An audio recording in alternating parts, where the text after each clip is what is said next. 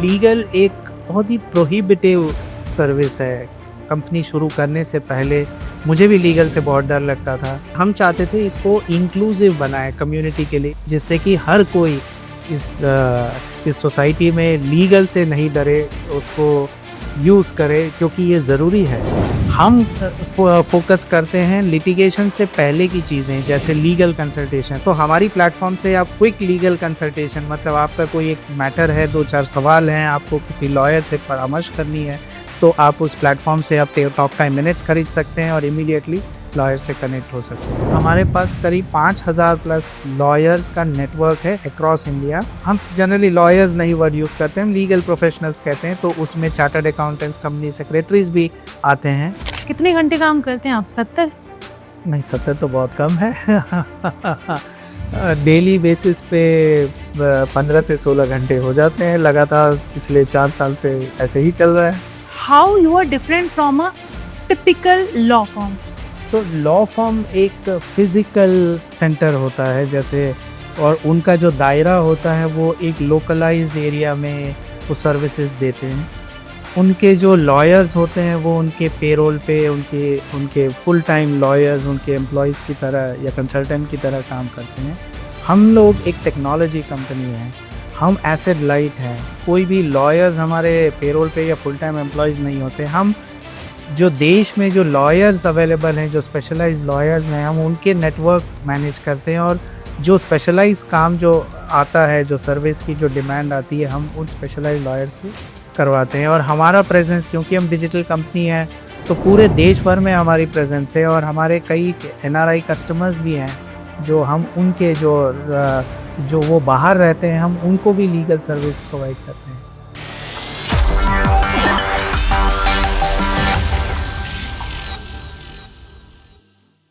Legal action होगा, ये मामला तो अब लीगली सॉल्व होगा, ऐसे नहीं सुलझोगे, लीगल कार्रवाई करेंगे।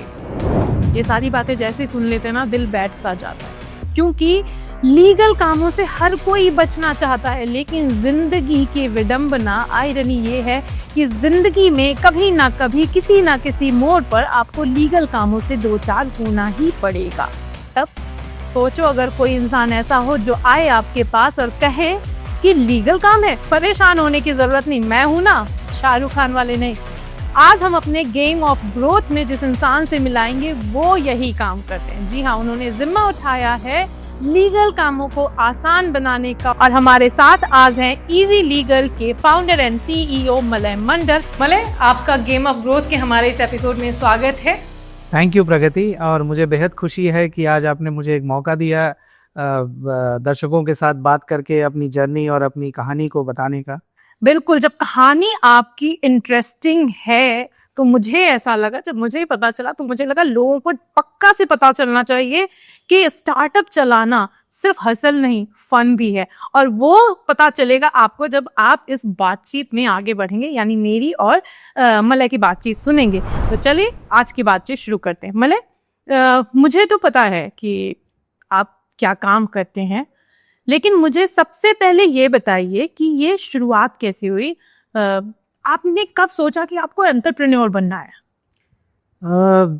5 साल पहले हमने ये कंपनी शुरू की, बट कुछ साल पहले से ये एंटरप्रेन्योरल बग, जिसे कहते हैं कीड़ा, जो जब जिसे काटता है तो उससे बचना बहुत मुश्किल है। तो सेम हमारे साथ भी यही हुआ।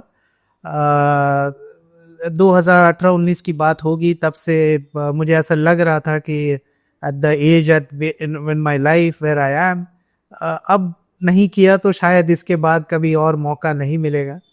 तो सोच रहा था मैं उस बारे में, और तब फिर कोविड आया, और कोविड में जब हम सारे ग्राउंडेड हो गए, वो एक बहुत अच्छा समय था जब हम सब ने काफ़ी अपने आप को समय दिया। तो उस टाइम पे ये आइडिया जो मेरे मन में चल रहा था, वो उसने गहराई पकड़ी। और मैं और मेरा को-फाउंडर, मेरा पार्टनर, जो मेरे मित्र भी हैं, 15 साल पुराने मित्र हैं, वो US में रहते हैं। तो हम और वो दोनों डिस्कशन हमने शुरू की, और वहाँ से ये कंपनी ने जन्म लिया। मतलब एग्जैक्टली बताएं कि आपका स्टार्टअप क्या है और आप किस तरह का काम करते हैं।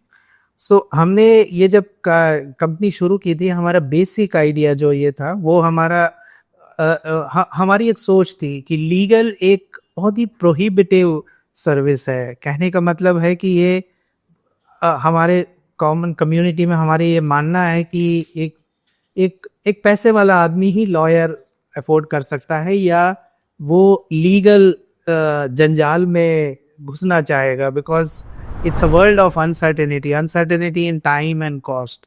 इसमें कुछ पता नहीं है, एक बार आप अंदर चले गए तो उसके बाद आप निकलोगे कैसे। सो एक प्रोहिबिटिव सर्विस है और हम चाहते थे इसको इंक्लूसिव बनाए कम्युनिटी के लिए, इसको इतना सिंपल, इजी और अफोर्डेबल, एक्सेसिबल, कन्वीनियंट बना सके जिससे कि हर कोई इस सोसाइटी में लीगल से नहीं डरे, उसको यूज करे, क्योंकि ये जरूरी है। अच्छा, आपने बताया कि आप लीगल इंक्लूसिव करना चाह रहे थे। कोई पर्सनल इंसिडेंट है जिसने आपको इंस्पायर किया हो? कई सारे हैं, छोटे छोटे इंसिडेंट्स हैं। जहाँ मेरे कंपनी शुरू करने से पहले मुझे भी लीगल से बहुत डर लगता था। एक बार मेरा एक ट्रैफिक चालान का, गाड़ी मेरी इम्पाउंड हो गई थी, मुझे समझ आ नहीं रहा था कि जाना कहाँ है, कैसे करना है। मैं जब ट्रैफिक कोर्ट में गया साकेत में, और वहाँ पर जाके इतनी भीड़, I felt like I am completely lost. तो अगर मुझे यहाँ कहीं कोई एक मिल जाता जो मुझे अच्छे से समझा देता तो मैं इजीली वो नेविगेट करके अपना जो फाइन है वो पे करके गाड़ी छुड़ा सकता था। ये एक इंसिडेंट है। दूसरा, हमने जब प्रॉपर्टी का फैमिली में एक इनहेरिटेंस का मैटर था, बिल्कुल कंफ्यूज, लॉस, कुछ समझ में नहीं आ रहा है कि जाना कहाँ है। और हमें सबसे पहले हम लॉयर की हमें नहीं पता लॉयर मिलते कहाँ हैं। हम व्हाट्सएप ग्रुप में खोजना शुरू करते हैं, पूछते हैं कि किसी को कोई लॉयर पता है। सो कोई अपना कहीं किसी का रेफरेंस देता है, but that lawyer didn't turn out to be right lawyer for me, because वो उस काम के लिए एक्सपर्ट नहीं था। सो ये सारी चीज़ें जो मैं कई टाइम से सोच रहा था कि क्या हम कोई एक ऐसा प्लेटफॉर्म बना सकते हैं जहाँ पर हम स्पेशलाइज्ड लॉयर्स को अवेलेबल करा सकें कस्टमर की एग्जैक्ट नीड को सॉल्व करने के लिए। अच्छा, आप मतलब बहुत सारे इंसिडेंट बताए आपने कि चालान हुआ आपका या फिर फैमिली इनहेरिटेंस की बात आई जिसने आपको इंस्पायर किया कि this is the pain point, क्योंकि आप ट्रस्ट नहीं कर पा रहे थे। थोड़ा सा डिटेल में बताएंगे कि किस तरह की सर्विसेज आपके प्लेटफॉर्म पर मिलती हैं, लाइक आपके स्टार्टअप में किस तरह की सर्विसेज होती हैं, क्योंकि क्या या तो फिर मैं ये मान लूं कि आपके स्टार्टअप में आने के बाद, आपकी सर्विसेज लेने के बाद हमें कोर्ट जाने की जरूरत नहीं पड़ेगी, इज इट सो? या फिर कुछ स्पेसिफिक सर्विसेज हैं जो आप देते हैं? देखिए, पहली बात तो हम कोर्ट जाने वाली जो सर्विसेज होती है, लिटिगेशन, हम उसमें डील नहीं करते हैं, क्योंकि वो लॉयर्स ही बेहतर उसको सॉल्व कर सकते हैं। तो अगर वहाँ तक की नौबत आई तो the customer has to approach an advocate and lawyer to get the litigation matter resolve. हम फोकस करते हैं लिटिगेशन से पहले की चीज़ें, जैसे लीगल कंसल्टेशन। अगर मान लीजिए आपको आज कोई क्विक एडवाइस चाहिए कि अपनी कोई एक डाउट है, क्वेरी है, और आपको एक लीगल ओपिनियन चाहिए या व्यू चाहिए कि क्या होता है, सो हम गूगल या चैट जीपीटी से आंसर निकालेंगे तो वो एक सही आंसर नहीं होगा। तो एक लॉयर चाहिए। तो हमारी प्लेटफॉर्म से आप क्विक लीगल कंसल्टेशन, मतलब आपका कोई एक मैटर है, 2-4 सवाल हैं, आपको किसी लॉयर से परामर्श करनी है, तो आप उस प्लेटफॉर्म से आप टॉक टाइम मिनट्स खरीद सकते हैं और इमीडिएटली लॉयर से कनेक्ट हो सकते हैं। तो अगर आपने सही एडवाइस ली सही समय पे, तो आप सही लीगल डिसीजंस लेंगे, तो शायद आपको कोर्ट तक, लिटिगेशन में तक जाने की नौबत नहीं आएगी। दूसरी और भी हम कई सर्विसेज प्रोवाइड करते हैं, जैसे कि डॉक्यूमेंटेशन, डीड्स, रजिस्ट्रेशन, प्रॉपर्टी की इनहेरिटेंस में हम प्रमोट करते हैं कि हर इंसान को अपना विल बनाना चाहिए, ताकि उनकी जो वेल्थ जो उन्होंने क्रिएट की है वो सही से वो प्रोटेक्ट हो और वो सही से डिस्ट्रीब्यूशन हो। अगर ये सब सही टाइम पे सही चीज़ें हो जाए तो कभी डिस्प्यूट्स होंगे ही नहीं और आपको कोर्ट जाने की ज़रूरत ही नहीं पड़ेगी। आपकी टीम कितनी बड़ी है? कैसे आप इस तरह की सर्विसेज दे पाते हैं? बिकॉज मैं आपकी वेबसाइट देख रही हूँ। अभी हमारे पास आज 5 साल, we are in our 5th year. हम एक प्राइमरीली टेक्नोलॉजी कंपनी है, तो हम बहुत पीपल हैवी ऑर्गेनाइजेशन नहीं बनते हैं, क्योंकि टेक्नोलॉजी हमारा काफ़ी हद तक का ऑपरेशंस हमारा सॉल्व करता है। अभी हमारे पास तकरीबन 15 लोग हैं, 15 टीम मेंबर्स हैं एंड हमारे पास करीब 5,000 प्लस लॉयर्स का नेटवर्क है अक्रॉस इंडिया, जो कि अलग अलग चीज़ों के स्पेशलाइज्ड लॉयर्स हैं। कोई lawyer will succession and inheritance के स्पेशलाइज्ड हैं, कोई प्रॉपर्टी के हैं, कोई बिजनेस एग्रीमेंट्स एंड कॉन्ट्रैक्ट्स के हैं। और उसके साथ हम जनरली लॉयर्स नहीं वर्ड यूज़ करते हैं, हम लीगल प्रोफेशनल्स कहते हैं। तो उसमें चार्टर्ड अकाउंटेंट्स, कंपनी सेक्रेटरीज भी आते हैं, जो कंपनीज एक्ट से रिलेटेड कोई भी, आप अगर कोई अपना स्टार्टअप शुरू करना चाहते हैं, तो कोई प्राइवेट लिमिटेड कंपनी LLP बनाना चाहेंगे, सो ये सब कंपनीज एक्ट के थ्रू गवर्न होते हैं। तो कंपनी सेक्रेटरी जो होते हैं वो, उनको इस लॉ की समझ है और ROC की जितनी भी कंप्लायंसेस लगती हैं वो उनको वो करके देते हैं। कितने शहरों में अभी तक आप सर्विसेज दे रहे हैं? लाइक हमारे वैसे तो प्रेजेंस ऑल अक्रॉस इंडिया है, बट ज़्यादातर हमारी जितनी रीच है या हमारी मार्केटिंग जिस तरीके की है, तो हमें 75-80% बिजनेस ये मेट्रो और Tier 1 से अभी आता है। बट हमारी इच्छा है कि हम Tier 2, Tier 3 टाउन्स में भी जा सकें, जिसके लिए हमें थोड़ा सा मार्केटिंग और हमें थोड़ी फंड्स की ज़रूरत रहेगी। तो हम उस डायरेक्शन में भी काम कर रहे हैं। कितने घंटे काम करते हैं आप? 70? नहीं, 70 तो बहुत कम है। डेली बेसिस पे 15 से 16 घंटे हो जाते हैं लगातार। पिछले 4 साल से ऐसे ही चल रहा है। अच्छा, मुझे याद है कि जब मैं इसके बारे में जान रही थी, मैं ऑब्वियसली कई सारे लोगों से, हमारा जो रिसर्च है उसमें मुझे पता चला यू आर ना वर्कोहॉलिक। आपको काम करके मजा आता है। अपने हसल के बारे में कुछ बताएं कुछ। तो वर्कोहॉलिक तो मैं नहीं कहूँगा, वर्कोहॉलिक एक थोड़ा सा नेगेटिव टर्म हो गया। मैं काम करना, स्पेशली ये इनिशिएटिव में मुझे काम करने में मज़ा आता है, क्योंकि ये एक आइडिया था और जिसको मुझे भी 2-4 साल लग गए इस आइडिया को रियलिटी में बदलने में। और फिर जब हमने फाइनली एक डिसीजन लिया, और उस दिन से आज तक कभी भी ऐसा महसूस नहीं हुआ कि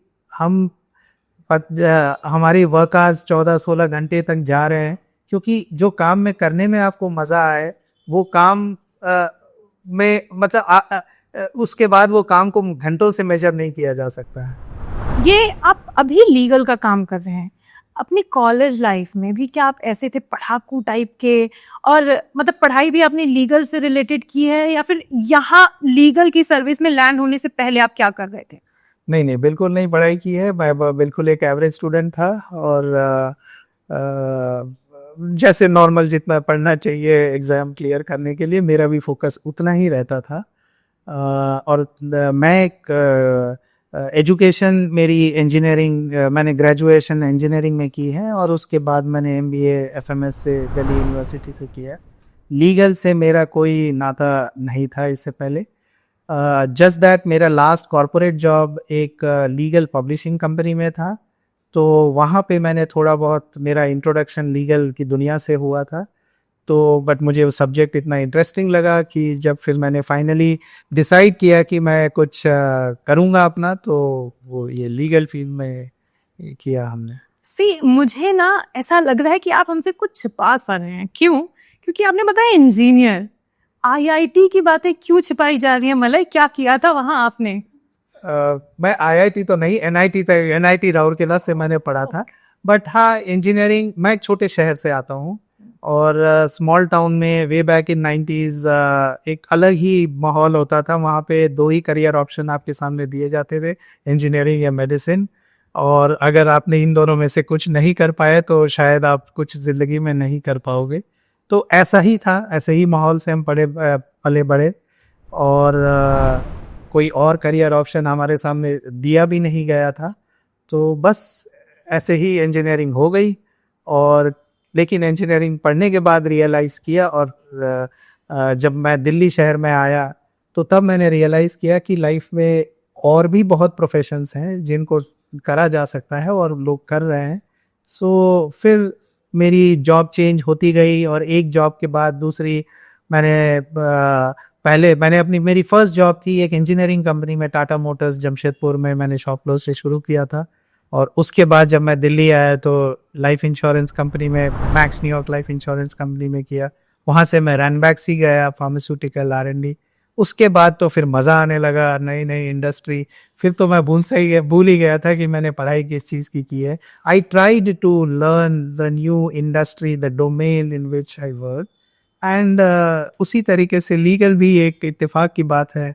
8 साल एक लीगल पब्लिशिंग कंपनी में काम करने के बाद ये सब्जेक्ट से तो एक लाइकिंग बन ही गई थी, और फिर मेरा बिजनेस इसी फील्ड में ही बना। अच्छा, अभी हम बैक टू आपके स्टार्टअप की बात करते हैं कि लीगल सर्विसेज आप देते हैं, आपके पास जो लॉयर्स हैं वो रजिस्टर्ड भी हैं, कई लीगल प्रोफेशनल्स हैं, तो how you are different from a typical law firm? So law firm एक फिजिकल सेंटर होता है जैसे, और उनका जो दायरा होता है वो एक लोकलाइज्ड एरिया में वो सर्विसेज देते हैं।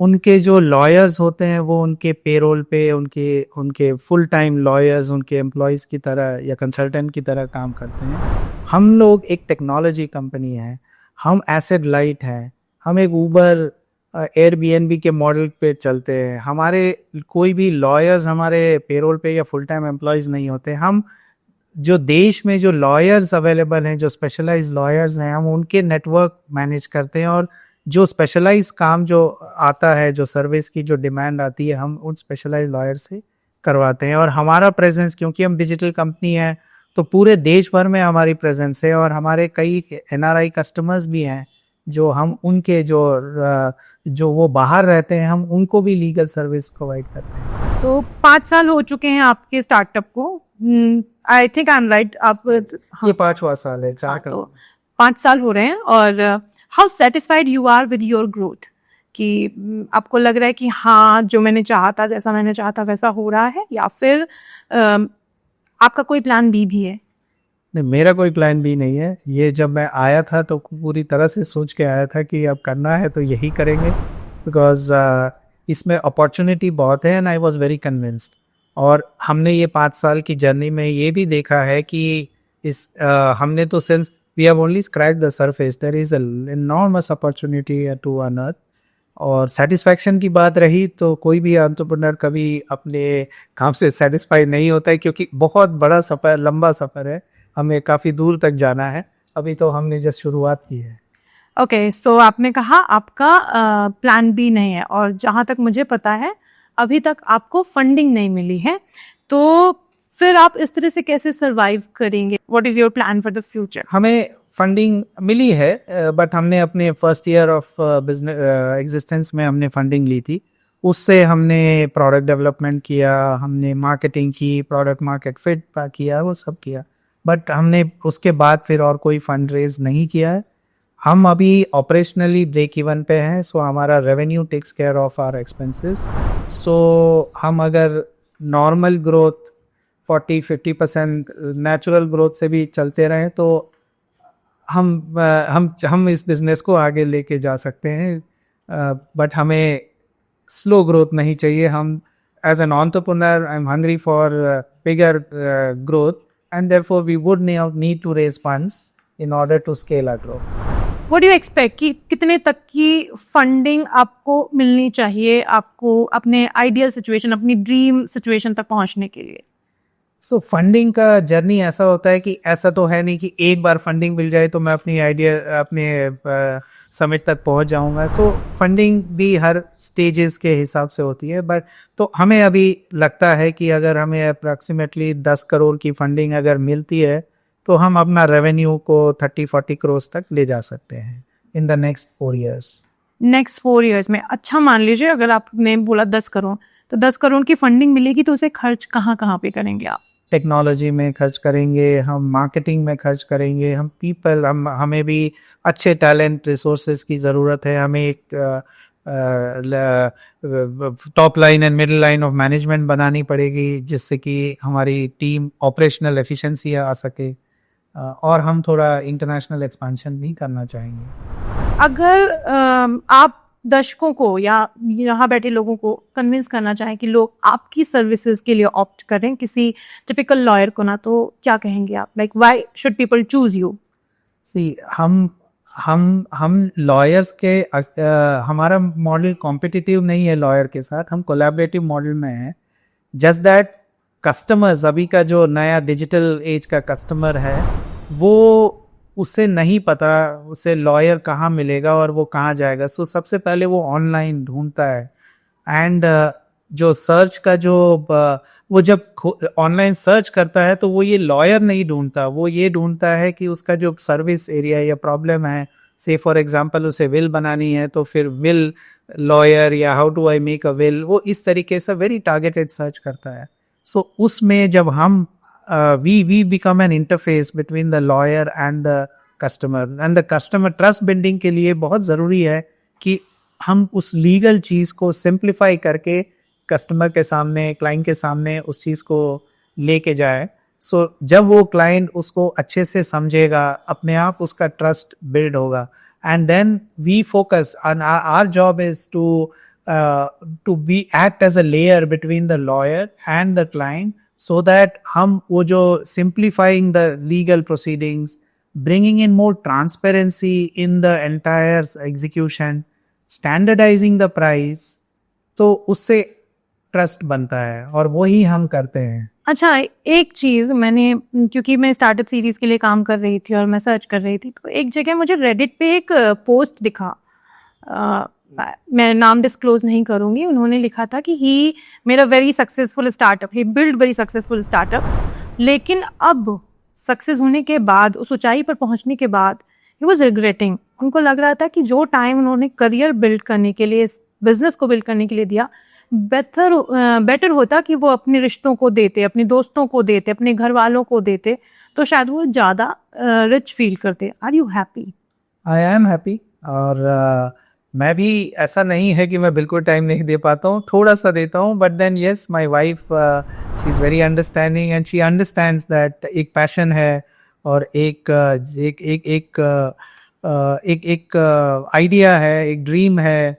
सो ये सिर्फ मेरा अकेले का स्टार्टअप नहीं है, ये स्टार्टअप हम सब का है, ये मेरी फैमिली का स्टार्टअप है, ये मेरी टीम का स्टार्टअप है। हम सब ने मिलके एक सपना देखा है और हम सब मिलके सपने को साकार करने निकले हैं। शार्क टैंक ट्राई करने का सोचा कभी फंडिंग के लिए?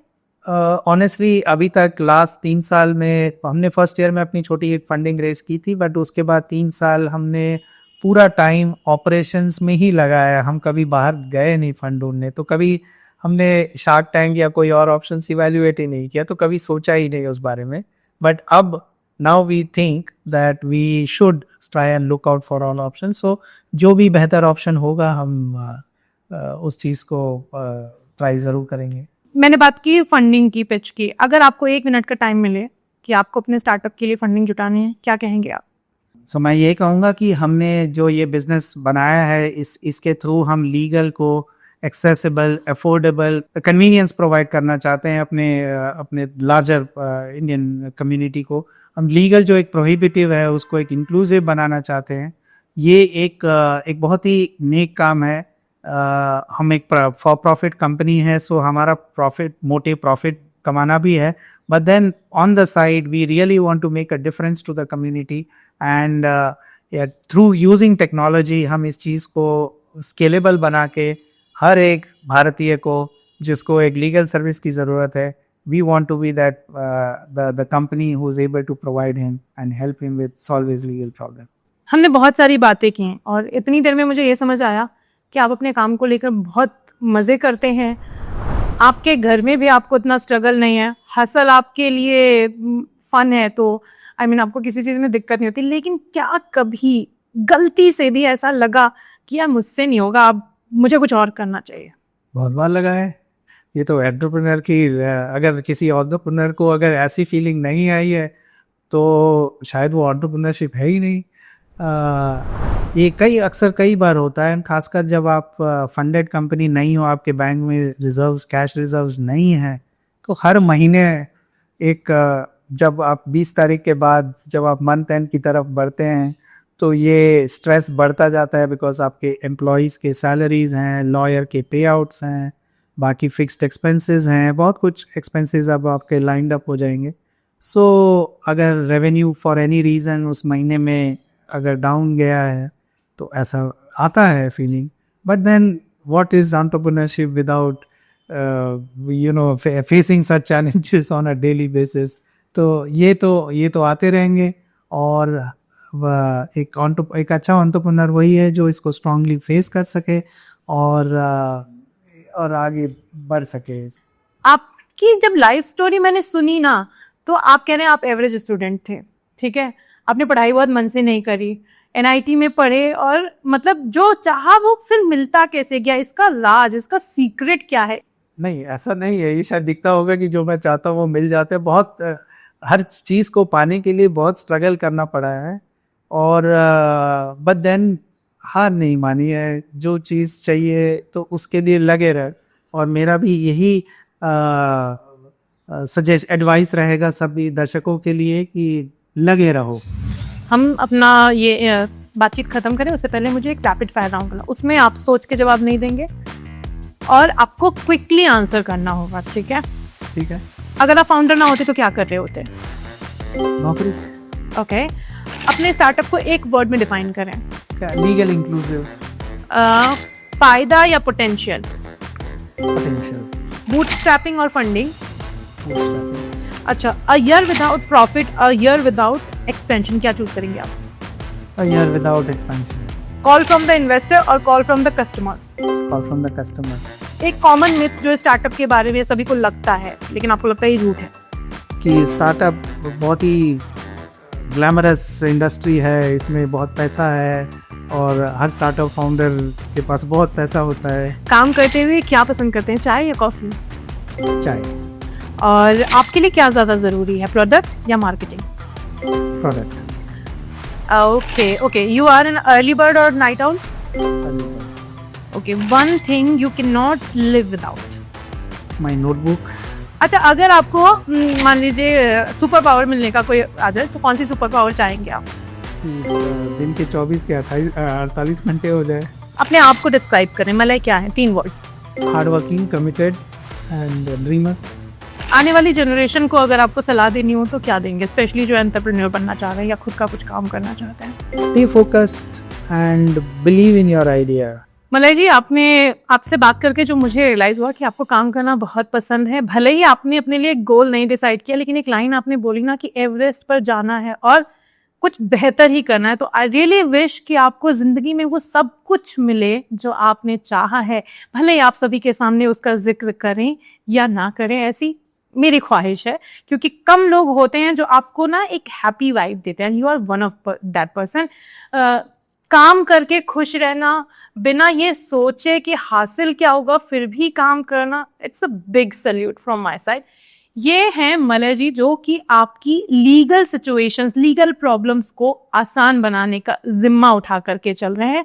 अगर आपको लगता है ना तो इनकी वेबसाइट पर जाइए, देखिए क्या काम करते हैं, कभी ना कभी आपके भी काम आएंगे। और हाँ, गेम ऑफ ग्रोथ को भी लगातार विजिट करना है, क्योंकि हम हर एपिसोड में आपको नए नए स्टार्टअप से मिलाते हैं, सिर्फ उन लोगों से नहीं जिनके बारे में हर जगह हंगामा, हर जगह हल्ला हो रहा है, बल्कि कुछ जो हिडन जेम्स होते हैं ना, जो एक्चुअली कुछ कर रहे हैं, लाइफ को आसान बनाने की कोशिश कर रहे हैं, ह्यूमैनिटेरियन कॉजेस के लिए चल रहे हैं, उनकी जिंदगी कैसी है, कहाँ से वो इंस्पायर हो रहे हैं, ये सारी बातें हम आप तक पहुंचाते हैं। अगर आप इसमें इंटरेस्ट लेते हैं तो please do watch our game of growth.